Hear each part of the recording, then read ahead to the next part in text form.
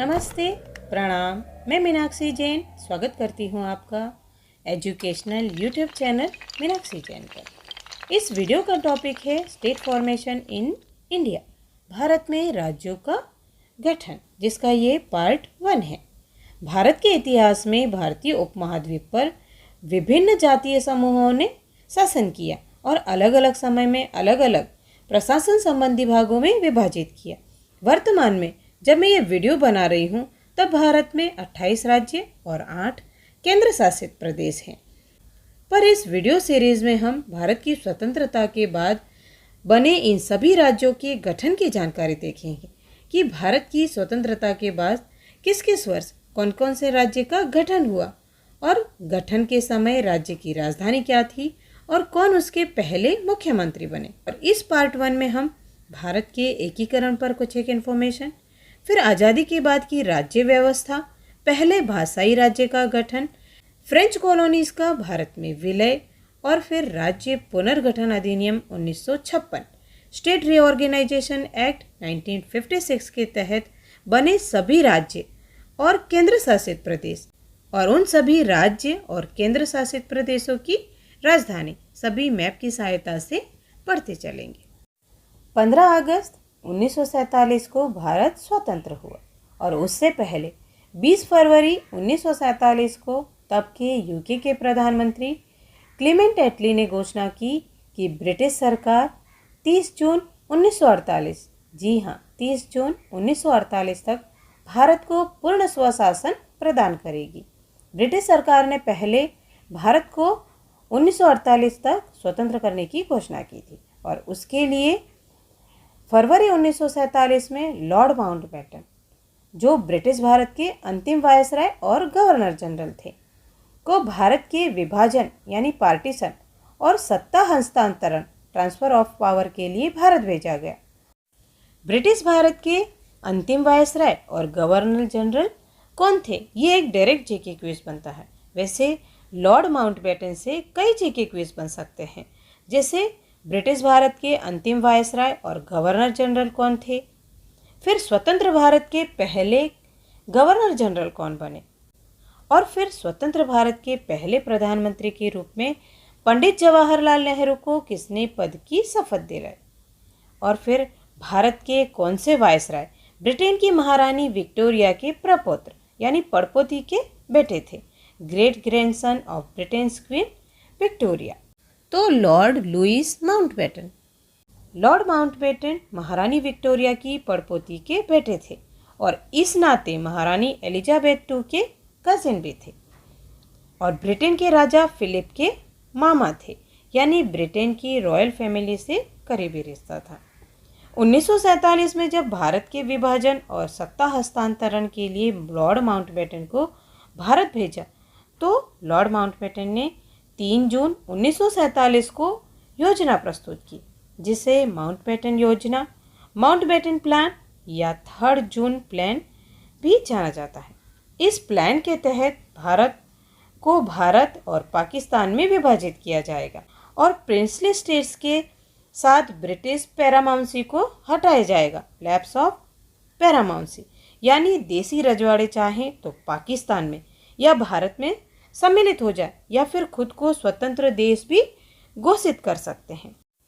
और फिर इस 3 जून प्लान या माउंटबेटन योजना पर आधारित इंडियन इंडिपेंडेंस एक्ट, भारतीय स्वतंत्रता अधिनियम ब्रिटिश संसद में जुलाई 1947 को पारित किया गया और उसके बाद एक सीमा आयोग का गठन किया गया सर सिरिल रेडक्लिफ की अध्यक्षता में। इस सीमा आयोग ने भारत और पाकिस्तान के विभाजन की सीमा रेखा का निर्धारण किया।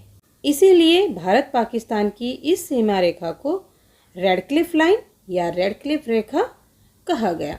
जैसा आप ये मैप पर रेडक्लिफ लाइन देख पा रहे हैं, जो ईस्ट पाकिस्तान वर्तमान का बांग्लादेश और वेस्ट पाकिस्तान वर्तमान का पाकिस्तान दोनों को भारत से विभाजित करने वाली ये जो रेखा है, इसे ही रेडक्लिफ लाइन या रेडक्लिफ रेखा कहते हैं। 14 अगस्त 1947 की मध्यरात्रि को पाकिस्तान में सत्ता हस्तांतरण पावर ट्रांसफर समारोह मनाया गया और 15 अगस्त 1947 की मध्यरात्रि को भारत को सत्ता हस्तांतरण ट्रांसफ़र ऑफ पावर का समारोह मनाया गया। ये दोनों देशों का transfer of power ceremonies Pakistan और भारत का 14 और 15 अगस्त को इसलिए मनाया गया ताकि ब्रिटिश भारत के अंतिम वायसराय लॉर्ड माउंटबेटन दोनों ही समारोह में शामिल हो सके। भारत की आज़ादी के समय 3 तरह के क्षेत्र थे। पहले ब्रिटिश इंडिया, ब्रिटिश भारत, जो डायरेक्ट ब्रिटिश शासन के अंतर्गत आते थे। ये मैप पर आप जितने भी लाइनिंग वाला पोर्शन देख रहे हैं, ये सभी ब्रिटिश इंडिया के तहत था। और एक दूसरे तरह के प्रदेश थे, वो थे देसी राज्य, प्रिंसली स्टेट्स, जिन्हें रजवाड़े, रियासतें आदि भी कहा जाता है। ये वो क्षेत्र होते थे जिनका ब्रिटिश राज के साथ सहायक गठबंधन, सब्सिडरी अलायंस के अधीन यानी ब्रिटिश पैरामाउंसी, ब्रिटिश सर्वोपरिता के अधीन स्वदेशी भारतीय शासकों यानी राजा महाराजा या नवाबों द्वारा शासित होते थे। ये मैप में आप जितना भी वाइट कलर का पोर्शन देख रहे हैं, सफ़ेद रंग का क्षेत्र, ये सभी प्रिंसली स्टेट्स थे। और भारत की आज़ादी के समय एक और तीसरी तरह के क्षेत्र थे, वो थे जो फ्रांस और पुर्तगाल के औपनिवेशिक क्षेत्र थे, यानी फ्रेंच और पोर्चुगीज कॉलोनी थी, जैसे चंदन नगर, पौंडीचेरी, गोवा, दमन दीव आदि। स्वतंत्रता के बाद भारत के सामने सबसे बड़ी समस्या थी सभी रजवाड़ों का भारत में विलय कर अखंड भारत का निर्माण करना। जैसा आपने मैप पर देखी, इन सभी रियासतों का विलय अगर भारत में नहीं होता तो भारत एक टुकड़ों में बटा हुआ देश हो जाता और भारत के राजनीतिक विलीनीकरण, पॉलिटिकल इंटीग्रेशन में महत्वपूर्ण योगदान भारत के लौह पुरुष यानी iron man of India Sardar Vallabh भाई पटेल का है, जो स्वतंत्र भारत के पहले उप प्रधानमंत्री, गृह मंत्री, सूचना तथा रियासत विभाग के मंत्री भी थे। उनकी संगठन कुशलता, रणनीति, कूटनीति व प्रशासनिक कौशल की बदौलत शांतिपूर्ण तरीके से ये सभी देशी रियासतों का भारत में विलय किया गया। भारत के एकीकरण में महत्वपूर्ण योगदान के लिए सरदार पटेल को भारत का बिस्मार्क भी कहा जाता है। बिस्मार्क एक जर्मन राजनेता थे जिन्होंने जर्मनी का एकीकरण कर शक्तिशाली जर्मन साम्राज्य स्थापित किया था। उसी तरह भारत के एकीकरण के लिए सरदार पटेल को भारत का बिस्मार्क कहा जाता है और लौह पुरुष सरदार वल्लभ भाई पटेल को सरदार की उपाधि 1928 में बारडोली सत्याग्रह के दौरान बारडोली की महिलाओं ने सरदार टाइटल दिया था। ध्यान दीजिएगा, वल्लभ भाई पटेल को सरदार, भारत का बिस्मार्क, बिस्मार्क ऑफ इंडिया और भारत का लौह पुरुष, आयरन मैन ऑफ इंडिया कहा जाता है। और बिस्मार्क भारत के एकीकरण में केंद्रीय योगदान के लिए और सरदार टाइटल 1928 बारडोली सत्याग्रह में बारडोली की महिलाओं द्वारा दिया गया। सरदार पटेल का जन्म 31 अक्टूबर 1875 को नडियाद में, तब की बॉम्बे प्रेसिडेंसी में और अभी के गुजरात में हुआ। पूरा नाम वल्लभ भाई जावेर भाई पटेल, पिता जावेर भाई पटेल और माँ लाडवा देवी। पत्नी का नाम जावेरबा पटेल और 2 संतान, एक पुत्र एक पुत्री। पुत्र डाया भाई पटेल और पुत्री मणिबेन पटेल। और पेशे से वकील थे और राजनीतिज्ञ, पॉलिटिशियन थे। मृत्यु 15 दिसंबर 1950 को मुंबई, महाराष्ट्र में हुई, तब के बॉम्बे स्टेट में। मरणोपरांत 1991 में भारत रत्न से भी नवाजा गया। भारत के राजनीतिक एकीकरण में सरदार पटेल के साथ उनके मंत्रालय के अधीन रहे सचिव वीपी मेनन और स्वतंत्र भारत के पहले गवर्नर जनरल लॉर्ड माउंटबेटन का भी महत्वपूर्ण योगदान रहा। भारत के एकीकरण में महत्वपूर्ण योगदान के लिए इन तीनों नामों को ध्यान रखिएगा, सरदार पटेल, वीपी मेनन और माउंटबेटन।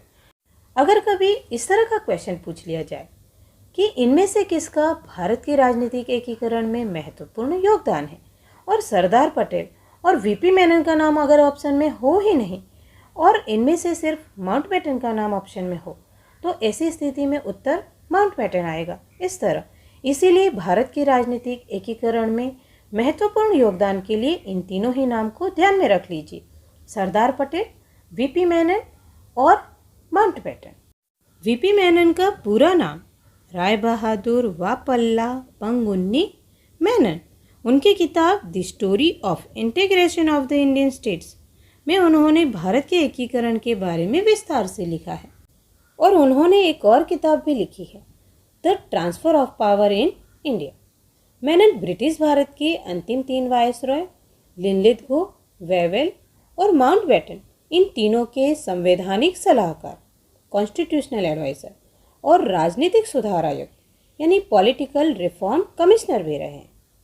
अब मैं आपको स्वतंत्रता के समय कुछ एक इम्पोर्टेंट प्रिंसली स्टेट्स के राजाओं या नवाबों के नाम बता देती हूँ। तो सबसे पहले जोधपुर रियासत। भारत की आज़ादी के समय जोधपुर रियासत के अंतिम शासक महाराजा हनवंत सिंह थे। महाराजा हनवंत सिंह को मोहम्मद अली जिन्ना ने पाकिस्तान में शामिल होने के लिए एक ब्लैंक पेपर यानी खाली पेपर पर साइन करके दे दिया था और कहा, आप इस पर अपनी सभी शर्तें लिख दो। बाद में पटेल के हस्तक्षेप से जोधपुर रियासत का विलय भारत में हुआ। राजा हनवंत सिंह ने तो इंस्ट्रूमेंट ऑफ एक्सेशन भारत के विलय पत्र पर साइन करवाने गए वीपी मेनन के कनपट्टी पर बंदूक भी रख दी थी। भारत के एकीकरण में घटी इन सभी छोटी बड़ी घटनाओं का जिक्र और नाट्य रूपांतरण आप YouTube पर उपलब्ध प्रधानमंत्री नामक सीरीज में भी देख सकते हैं।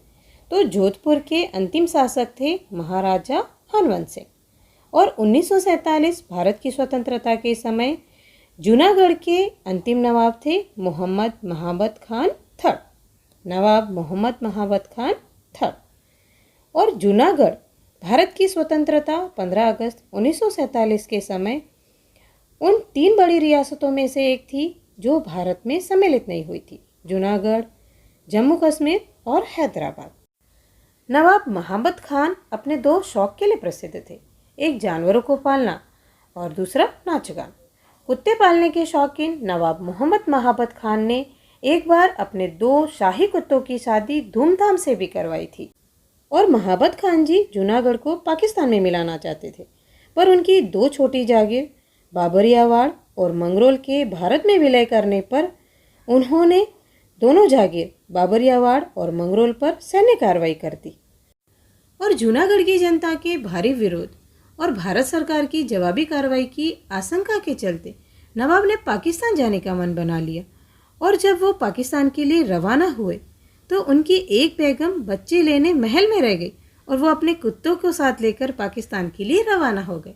और जूनागढ़ के तब के दीवान का नाम है शाहनवाज भुट्टो। अगर कभी क्वेश्चन पूछा जाए कि पाकिस्तान की पूर्व प्रधानमंत्री बेनज़ीर भुट्टो के दादा किस रियासत के दीवान थे या फिर पाकिस्तान के पूर्व प्रधानमंत्री जुल्फ़िकार अली भुट्टो के पिताजी किस रियासत के दीवान थे, तो जूनागढ़ रियासत के दीवान थे और नाम था शाहनवाज भुट्टो। तो जूनागढ़ के अंतिम नवाब थे मोहम्मद महाबत खान थर्ड। और अब बात त्रावणकोर रियासत की। त्रावणकोर के अंतिम महाराज थे महाराज बलराम वर्मा, पूरा नाम चित्तेर तिरुनाल बलराम वर्मा। त्रावणकोर पहली रियासत थी जिसने पाकिस्तान या भारत किसी में भी न मिलकर स्वतंत्र देश बनाने की घोषणा की।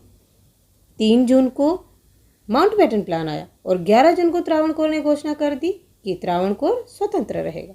त्रावणकोर की राजनीति में वहाँ के राजा बलराम वर्मा से ज़्यादा दबदबा वहाँ के दीवान या प्रधानमंत्री सीपी रामास्वामी अय्यर का था। इसका था तो सीपी रामास्वामी अय्यर त्रावणकोर के तब के दीवान या प्रधानमंत्री। पर त्रावणकोर की जनता ने राजा के फैसले के विरोध स्वरूप दीवान सीपी रामास्वामी अय्यर पर जानलेवा हमला कर दिया और फिर राजा ने त्रावणकोर को भारत में शामिल करने का प्रस्ताव भेज दिया। तो त्रावणकोर के अंतिम महाराज थे महाराज बलराम वर्मा। अब भोपाल, जो भारत के मध्य में स्थित एक रजवाड़ा था, उसके अंतिम शासक या भारत की स्वतंत्रता के समय के शासक नवाब हमीदुल्ला खान, ये भी भोपाल को स्वतंत्र रखना चाहते थे।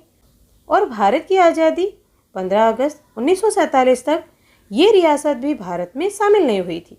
बाद में यहाँ की जनता ने भी भारत में शामिल होने का दबाव बनाया और सरदार पटेल के हस्तक्षेप से भोपाल रियासत को भारत में विलीन कर दिया गया।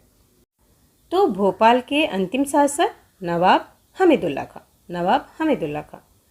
और अब जम्मू कश्मीर रियासत। जम्मू कश्मीर रियासत भी 15 अगस्त 1947 तक भारत में सम्मिलित नहीं हुई थी। जम्मू कश्मीर रियासत के अंतिम शासक महाराजा हरि सिंह डोगरा वंश के।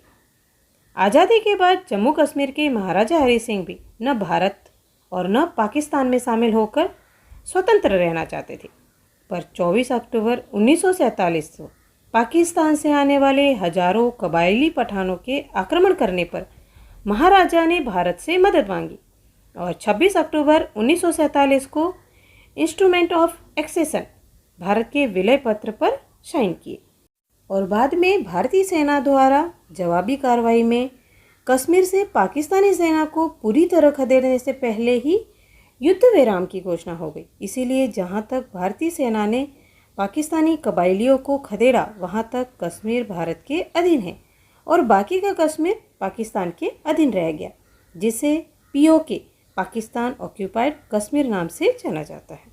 तो जम्मू कश्मीर रियासत के अंतिम शासक थे महाराजा हरि सिंह। और अब एक और महत्वपूर्ण और समृद्धशाली रियासत हैदराबाद। हैदराबाद भी स्वतंत्र रहना चाहता था और हैदराबाद उन 3 बड़ी रियासतों में से एक था जो भारत की आज़ादी 15 अगस्त 1947 तक भारत में सम्मिलित भी नहीं हुआ था। और भारत में सम्मिलित ही नहीं, हैदराबाद के शासक भारत की आज़ादी तक बातचीत के लिए भी राजी नहीं थे। जैसे तैसे स्टैंड स्टिल एग्रीमेंट पर साइन किया था। स्टैंड स्टिल एग्रीमेंट यानी यथास्थिति करार, जैसा चलता था वैसा चलता रहेगा और बाद में रियासत विलय पर फैसला कर सकती है। और इस हैदराबाद रियासत के शासक थे मीर उस्मान अली बहादुर। ये मीर उस्मान अली बहादुर दुनिया में सबसे अमीर शख्स में से एक थे और समरकंद से आए आसफ जाह के वंशज थे। और उनके साथ थे एक कासिम रजवी। कासिम रजवी मजलिस-ए इत्तेहादुल मुस्लिमीन पार्टी के संस्थापक थे और रजाकार नाम से हथियारबंद गिरोह तैयार किया था, जिसमें ज़्यादातर मुस्लिम थे। और इन रजाकारों की तादाद थी लगभग 2 लाख। 2 लाख रजाकार। और इधर माउंटबेटन जून 1948 में भारत से जाने से पहले हैदराबाद रियासत का मसला सुलझाना चाहते थे और इसलिए माउंटबेटन ने सरदार पटेल को हैदराबाद रियासत के स्पेशल स्टेटस के दस्तावेज पर हस्ताक्षर करने के लिए भी मना लिया, यानी हैदराबाद रियासत को स्पेशल स्टेटस भी दे दिया।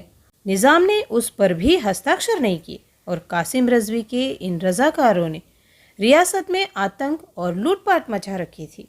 सरदार पटेल ने वैसे सभी रियासतों को शांतिपूर्ण ढंग से भारत में विलय किया, पर हैदराबाद पर ऑपरेशन पोलो, जिसे ऑपरेशन कैटरपिलर या हैदराबाद पुलिस एक्शन भी कहा जाता है, के तहत भारत में शामिल किया और नवाब मीर उस्मान अली बहादुर को हैदराबाद का पहला राज प्रमुख बनाया गया। तो हैदराबाद रियासत के अंतिम शासक थे नवाब मीर उस्मान अली बहादुर, नवाब मीर उस्मान अली। इस तरह ये कुछ रियासतों की भारत में विलीनीकरण की घटनाएं और अंतिम शासक बताए। इस सब जानकारी के नोट्स जरूर बनाएं और रिवीजन करने की भी आदत डालें ताकि याददाश्त बढ़े। 21 जून 1948 को लुई माउंटबेटन ने भारत के गवर्नर जनरल का पद छोड़ा और 21 जून 1948 को भारत के अगले गवर्नर जनरल बने सी राजगोपालाचारी, चक्रवर्ती राजगोपालाचारी। इन्हें राजा जी भी जाना जाता है, जो एकमात्र भारतीय ओनली इंडियन है जो भारत के गवर्नर जनरल के पद पर रहे। 21 जून 1948 से 26 जनवरी 1950 तक राजगोपालाचारी भारत के गवर्नर जनरल के पद पर रहे और 26 जनवरी 1950 को जब भारतीय संविधान लागू हुआ तब इस पद को ही अबॉलिश कर दिया गया। रियासतों के विलीनीकरण के साथ ही भारत में भाषाई राज्यों की मांग भी शुरू हो गई। भाषा के आधार पर राज्यों के गठन की मांग को देखते हुए जून 1948 में एस.के. धर, श्याम कृष्ण धर की अध्यक्षता में धर आयोग का गठन किया गया, जिसमें 4 सदस्य थे। दिसंबर 1948 में ही इस आयोग ने अपनी रिपोर्ट सौंपी, जिसमें भाषाई आधार पर राज्यों के पुनर्गठन का खंडन किया गया। इस आयोग ने प्रशासनिक सुविधाओं के आधार पर राज्यों के गठन की सिफारिश की। पर इस कमीशन की रिपोर्ट पर जनता में असंतोष को देखते हुए दिसंबर 1948 को ही एक और आयोग का गठन किया गया, जेवीपी आयोग या जेवीपी कमीशन, जिसके सदस्य थे प्रधानमंत्री जवाहरलाल नेहरू, उप प्रधानमंत्री वल्लभ भाई पटेल और कांग्रेस अध्यक्ष पट्टाभी सीतारामैया। और इन तीनों के ही नाम पर इस आयोग का नाम पड़ा जेवीपी आयोग, जैसे जवाहरलाल नेहरू, वी से वल्लभ भाई पटेल और पी से पट्टाभी सीतारामैया। इस आयोग ने भी 1949 तक अपनी रिपोर्ट सौंपी, जिसमें भी भाषाई राज्यों के गठन को नकार दिया। आज़ादी के बाद 26 जनवरी 1950 को भारत में संविधान लागू हुआ और गणतंत्र भारत में राज्यों की 4 अलग अलग श्रेणियां होती थी, पार्ट ए, बी, सी और डी, या क, ख, ग श्रेणी। तो पार्ट ए, पहली क श्रेणी में ऐसे राज्य थे जो आज़ादी से पहले भी राज्य थे और जिनका प्रशासन राष्ट्रपति द्वारा नियुक्त राज्यपाल और निर्वाचित विधानसभा द्वारा होता था। और ऐसे 9 राज्य थे, असम, बिहार, बॉम्बे, पंजाब, जिसे पूर्व में पूर्वी पंजाब नाम से जाना जाता था, मध्य प्रदेश, जिसे पूर्व में सेंट्रल प्रोविंस के नाम से जाना जाता था, मद्रास, उड़ीसा, उत्तर प्रदेश, जिसे पूर्व में यूनाइटेड प्रोविंस के नाम से जाना जाता था, और पश्चिम बंगाल। और पार्ट बी, दूसरी ख श्रेणी में ऐसे राज्य हुआ करते थे जो पहले बड़ी रियासतें थी, जिसका मुखिया राज प्रमुख होता था और जो आमतौर पर उस गठित राज्य का शासक होता था, और साथ में एक निर्वाचित विधानसभा होती थी। और ऐसे 8 राज्य हुआ करते थे, हैदराबाद, जम्मू कश्मीर, मध्य भारत, मैसूर, पेप्सू यानी Patiala and east Punjab states union, Patiala और पूर्वी पंजाब राज्य संघ, राजस्थान, जिसे पूर्व में राजपूताना नाम से जाना जाता था, सौराष्ट्र और त्रावणकोर, कोचीन। और पार्ट सी, ग श्रेणी में छोटी रियासतें हुआ करती थी जो राष्ट्रपति द्वारा नियुक्त चीफ कमिश्नर, मुख्य आयुक्त द्वारा शासित होते थे, जैसे अजमेर, भोपाल, बिलासपुर, कुर्ग, दिल्ली, हिमाचल प्रदेश, कच्छ, मणिपुर, त्रिपुरा, विंध्य प्रदेश। और चौथी श्रेणी पार्ट डी स्टेट में एकमात्र अंडमान और निकोबार द्वीप समूह था, जो केंद्र सरकार द्वारा नियुक्त उपराज्यपाल, लेफ्टिनेंट गवर्नर द्वारा शासित होता था। 15 अगस्त 1947 को भारत आज़ाद हुआ। 30 जनवरी 1948 को गांधी जी की मृत्यु हो गई। 21 जून 1948 को माउंटबेटन स्वतंत्र भारत के गवर्नर जनरल का पद छोड़कर गए। 26 जनवरी 1950 को भारत में संविधान लागू हुआ और इसी वर्ष के अंतिम महीने यानी 15 दिसंबर 1950 को सरदार वल्लभ भाई पटेल की मृत्यु हो गई। और इसके बाद 25 अक्टूबर 1951 से 21 फरवरी 1952 तक भारत में पहले लोकसभा चुनाव हुए और तब तक भी भाषाई राज्यों की मांग को लेकर आंदोलन जारी थे। 17 अप्रैल 1952 को भारत की पहली लोकसभा गठित हुई। भाषा के आधार पर अलग राज्य मांग रहे गुटों में सबसे उग्र आवाज़ तेलुगु भाषियों की थी। उनकी मांग थी कि मद्रास राज्य, जिसकी राजधानी मद्रास सिटी थी, जो अब चेन्नई है, से अलग एक आंध्र प्रदेश राज्य का गठन हो, जिसकी राजधानी भी मद्रास सिटी ही हो, यानी अब का चेन्नई। ये आंदोलन तब और उग्र हो गया जब 19 अक्टूबर 1952 को एक तेलुगु समाजसेवी व गांधी जी के शिष्य, उनके आदर्शों पर चलने वाले पोट्टी श्रीरामुलु अलग आंध्र राज्य की मांग को लेकर आमरण अनशन पर बैठ गए। कई दिनों के निरंतर अनशन के बाद अंततः 15 दिसंबर 1952 को पोट्टी श्रीरामुलु ने अनशन के 98वें दिन अपने प्राण त्याग दिए। अमरजीवी पोट्टी श्रीरामुलु की मृत्यु से पूरे आंध्र में हाहाकार मच गया और जनता के भारी विरोध के मद्देनजर प्रधानमंत्री नेहरू जी ने अमरजीवी रामुलु की मृत्यु के 4 दिन बाद यानी 19 दिसंबर 1952 को बयान जारी कर अलग आंध्र राज्य को मंजूरी दे दी और उसके बाद 1 अक्टूबर 1953 को आंध्र राज्य का गठन हुआ, जिसकी राजधानी कुर्नूल थी। स्वतंत्र भारत में भाषा के आधार पर गठित होने वाला ये पहला राज्य था, आंध्र राज्य, और उसकी राजधानी बनाई गई थी कुर्नूल। और उसके पहले मुख्यमंत्री बने टी प्रकाशम। और आंध्र राज्य का गठन मद्रास राज्य से अलग कर बनाया गया था। तो मद्रास राज्य के उस समय मुख्यमंत्री थे सी राजगोपालाचारी, चक्रवर्ती राजगोपालाचारी। और आंध्र राज्य के गठन के समय भारत के प्रधानमंत्री थे जवाहरलाल नेहरू और गृह मंत्री थे कैलाशनाथ काटजू। जैसे ही आंध्र राज्य का गठन हुआ, दूसरे प्रांतों में भी भाषाई राज्यों की मांग लेकर जो आंदोलन हो रहे थे और उग्र हो गए।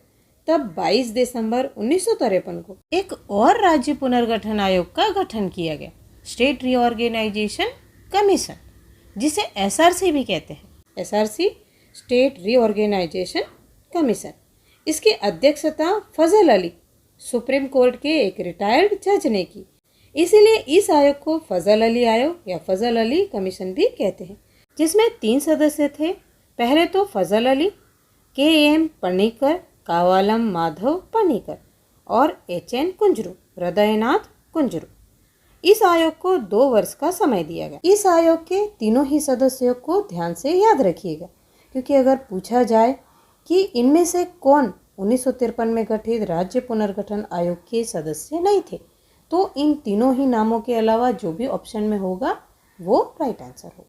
मैंने जैसा पहले ही बताया, भारत की आज़ादी के समय ब्रिटिश भारत और देसी रियासतें यानी रजवाड़ों के अलावा एक तीसरी तरह के जो क्षेत्र थे वो थे भारत में फ्रांस और पुर्तगाल के औपनिवेशिक क्षेत्र, French and Portuguese colony. Bharat की आज़ादी के बाद फ्रांस के अधीन चंदन नगर या चंद्रनगर, यानम, माहे, कराईकल और पौंडीचेरी ये क्षेत्र थे।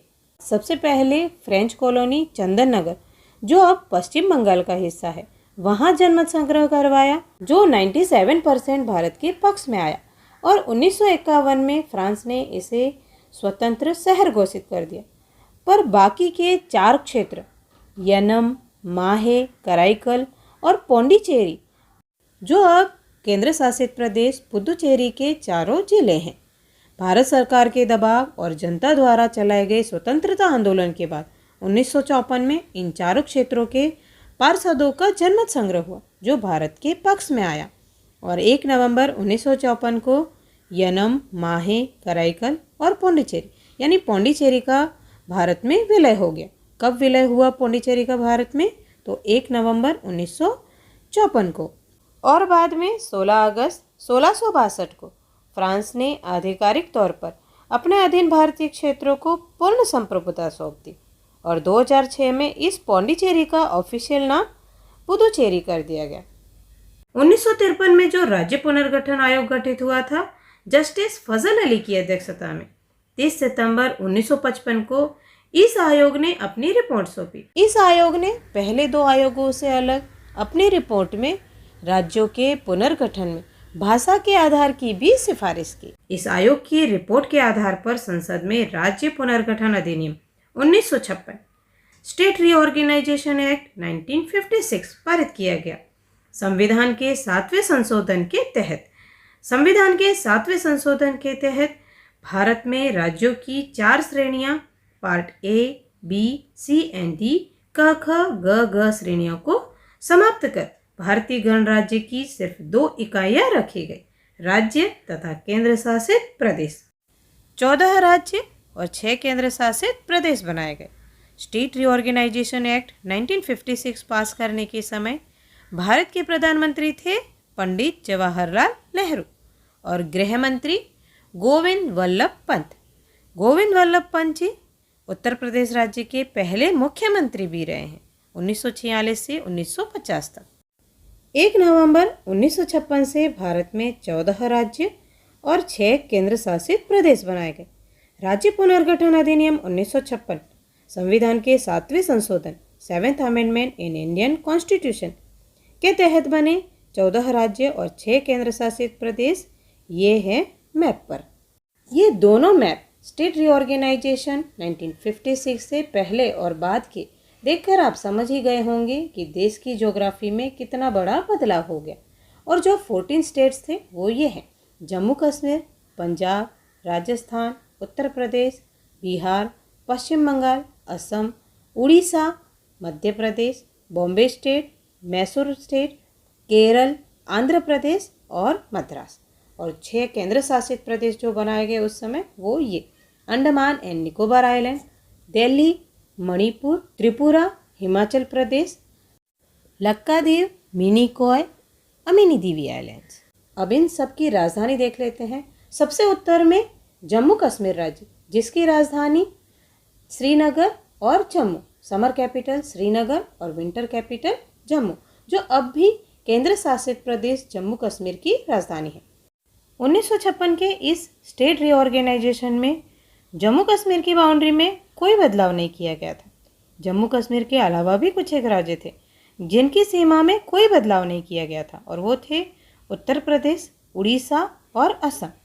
और उत्तर प्रदेश की राजधानी लखनऊ, जो वर्तमान के यूपी स्टेट की भी कैपिटल है, और उड़ीसा की राजधानी भुवनेश्वर, जो वर्तमान के ओडिशा की भी राजधानी है।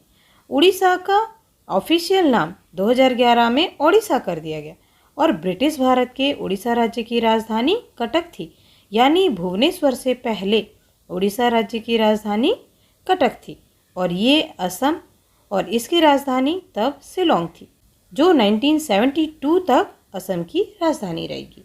और 2 राज्य बिहार और वेस्ट बंगाल की बाउंड्री में स्लाइटली चेंज हुआ। बिहार का कुछ एक क्षेत्र पश्चिम बंगाल को ट्रांसफ़र किया गया। बिहार की राजधानी पटना, पुराना नाम पाटलिपुत्र, और पश्चिम बंगाल की राजधानी कैलकट्टा, जिसका नाम 2011 में आधिकारिक रूप से कोलकाता कर दिया गया। पश्चिम बंगाल की ही तरह 1953 में गठित आंध्र राज्य में उसके पास स्थित हैदराबाद का तेलुगु भाषी क्षेत्र मिला दिया, और राजधानी कुर्नूल से हैदराबाद शिफ्ट कर दी गई। तो 1956 से आंध्र प्रदेश की राजधानी हैदराबाद। अब ऐसे राज्य जिसमें उसके आसपास के छोटे राज्य ही मिला दिए गए, तो पंजाब राज्य में PEPSU, Patiala and east Punjab states union, Patiala और पूर्वी पंजाब राज्य संघ को मिला दिया गया। और पंजाब की राजधानी चंडीगढ़। ये पंजाब की राजधानी चंडीगढ़ 1953 से बनाई गई थी। इससे पहले 1947 से 1953 तक पंजाब राज्य की राजधानी शिमला थी। ध्यान दे, 1953 तक बोल रही हूँ मैं, 1956 नहीं। और राजस्थान और मैसूर दोनों का विस्तार उनके आसपास के छोटे राज्य को मिलाकर और साथ ही पास के राज्यों से भी कुछ एक क्षेत्र मिलाकर किया गया।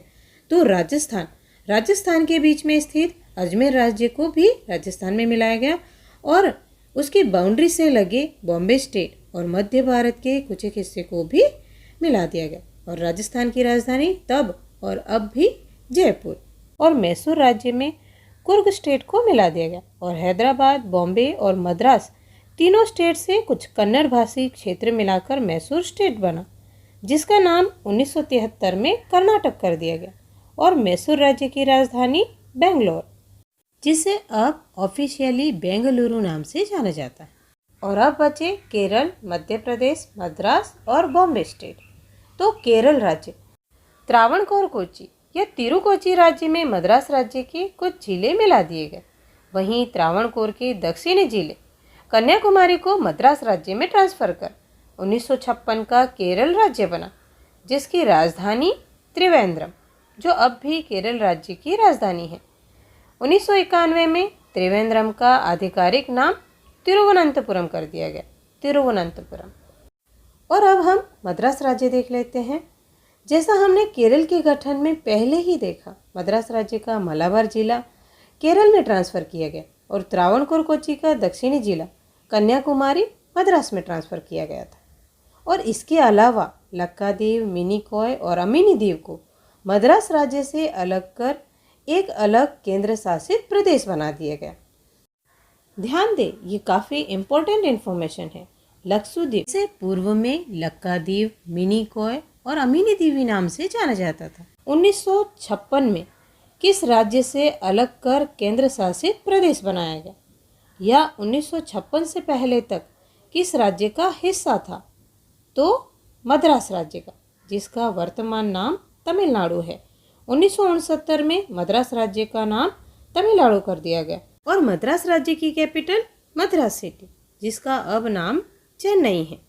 और जैसा आप मैप में देख पा रहे हैं, 1956 के स्टेट रीऑर्गेनाइजेशन से पहले के मद्रास राज्य की सीमा पूर्व में बंगाल की खाड़ी से लगती थी तो पश्चिम में अरब सागर से भी लग रही थी, बल्कि अरब सागर में स्थित लक्कादीव, मिनिकॉय और अमीनी दीव आइलैंड मद्रास राज्य का ही हिस्सा थे। और अब देख लेते हैं मध्य प्रदेश राज्य।